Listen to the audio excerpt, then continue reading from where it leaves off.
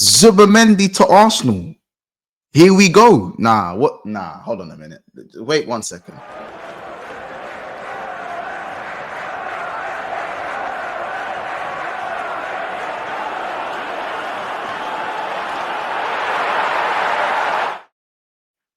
So Sammy Mockbell was actually telling the truth in January. Okay. Well,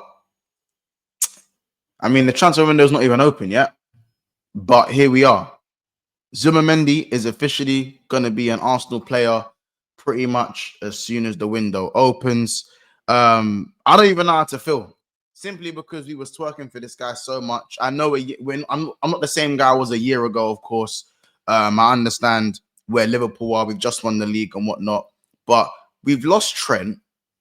We've been linked with Frimpong, which is fine. That will be another video. And now our former target, who didn't want to leave Sociedad, has now agreed to go to Arsenal when he had kind of agreed to go to Liverpool, but then 180'd. I don't understand it. I mean, listen, if we're talking about the signing itself for Arsenal, I'm not going to lie. It is a brilliant signing. I'm not going to sit here and hate on the signing. Obviously, I'm going to be cheeky and say, what a Premier League. But listen, this guy is an Arteta player. He is an Arsenal player down to a T. I think he would have done well for Liverpool as well. I think if we did get Zubimendi in the summer, last summer, I personally think that Grav and McAllister would have got a little bit more of a rest, a little bit more rotation. Would we have still won the league? I still think we would have anyway, but I don't think we would have saw the Grav that we got to see this season. I don't think Grav would have been able to spread his wings in those first 2/3 of the season, you know, that we got to see. Yeah, we wouldn't have got to see the best of Gravenberch, so of Gravy Boat anyways. So there's that. But let me just get the tweet up and I'll just read it from here. I don't even know what to say. This is just mad. I can't lie, it's mad. It's mad. I feel like a bit of an idiot, but it is what it is. So you can see it there. Fabrizio Romano's post. Here we go. Arsenal agreed to sign Martin Zubimendi from Real Sociedad. Zubimendi has now verbally agreed to sign a long-term deal, so formal steps must follow soon with Arsenal to trigger his 60 million euro release clause. Zubimendi is ready to become the first new signing of the season for Arsenal Football Club.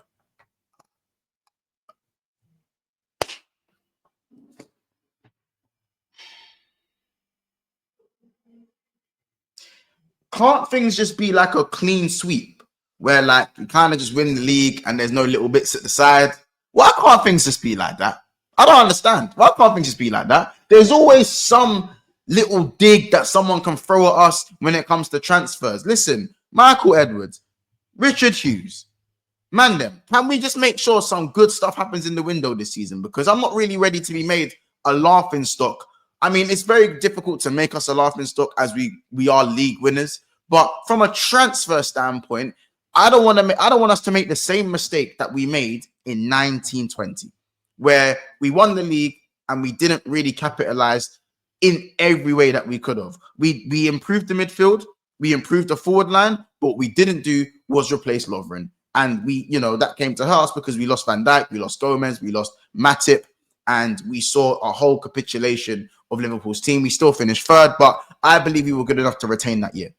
But listen, we're here to talk about Zubimendi, so let's carry on about Zubimendi. Now, listen, I do have some stats to read about him because for me, I don't think Zubimendi is the Partey replacement. I actually think that he's actually can't even speak. My head's gone, man. My head's gone. He's actually the Jorginho replacement. He's the Jorginho replacement. And like what I saw on a few things on Twitter, Jorginho is a very good player distribution-wise, but he is getting older and the legs aren't really there. And he wasn't really a mobile player to begin with. I do feel like Zubimendi is a more younger, more mobile, and a more... I don't want to say he's more forward-thinking because Jorginho is very forward-thinking, but he's a younger, fresher version of Jorginho. Now, I know everyone's going to look at him and be like, oh my God, look at him against Man United. He was rubbish against Man United.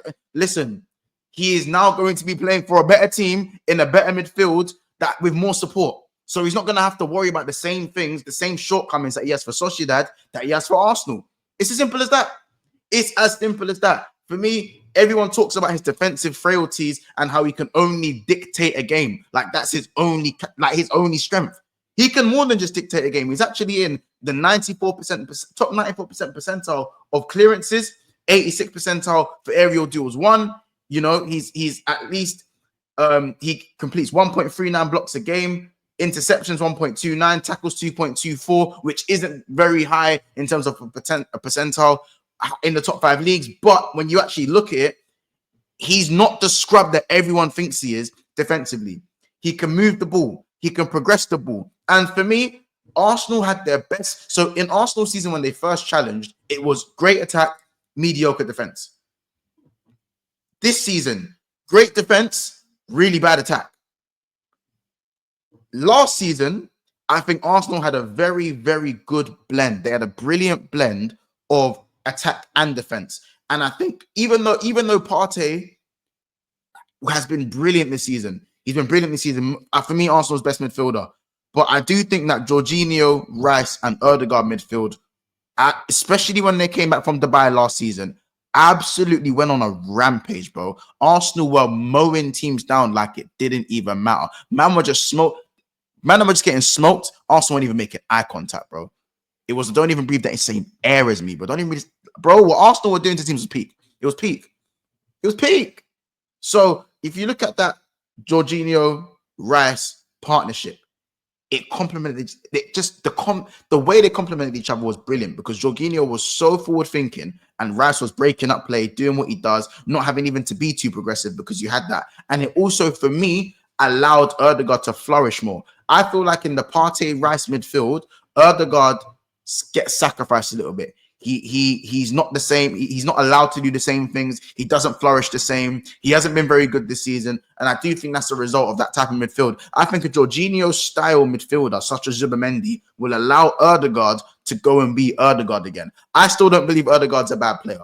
For me, even I'll put the badge down for a second. As a football fan, I don't believe Ødegaard's a bad player. I just think he's had a bad season. So how do you go and get the best out of your captain again? Because when you get the best out of your captain, you see a better Arsenal. I think you have to not so much take out Partey, but Partey is on the other side of the mountain when it comes to his career. And I feel like a younger player, a more Jorginho's type style progressive footballer, to give Ødegaard the ball to be able to create, give him the ball a second earlier. And that's not to say that Partey is not progressive, by the way. That's not to say that Partey can't progress the ball. Partey is wonderful at progressing the ball. But I just feel like the style of Rice and Jorginho complemented him a little bit more. That's not to say that that won't happen. I just feel like that is a possible way to complement Ødegaard a bit more. It's all about balancing the midfield. And again, that's not to say that the balance of Rice, Partey, Ødegaard isn't balanced. I just think Ødegaard, I know he has been hiding in games and there's not enough excuses.